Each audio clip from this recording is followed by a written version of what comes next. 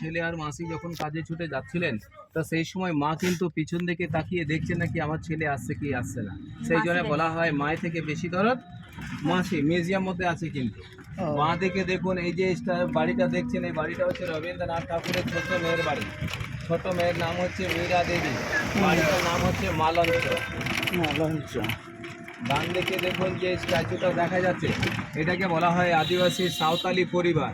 আগেকার সময় গ্রামের মধ্যে দেখবেন কি আমাদের বাড়িতে যানবাহন ছিল না, বাবা নিজের ছেলেকে বাঁকে করে নিয়ে যাচ্ছেন। দেখুন ঝুড়ির মধ্যে বাচ্চা ছেলে রয়েছে না, রামকিঙ্কর বে যেটা বানিয়েছিলেন 1938 সালে, আপনার ব্রিটিশের সময়কার বানানো, হাত লাগায় নেই, বালি পাথর সিমেন্ট জল মাখিয়ে হাতে করে ছুঁড়ে ছুঁড়ে বানানো হয়েছে। এটাকে বলা হয় আদিবাসী সাঁওতালি পরিবার। আর এখানে সত্যজিৎ রায় পড়াশোনা করেছিলেন, ফিল্ম স্টার ডাইরেক্টর। ওরা সব কলেজ আছে কিন্তু।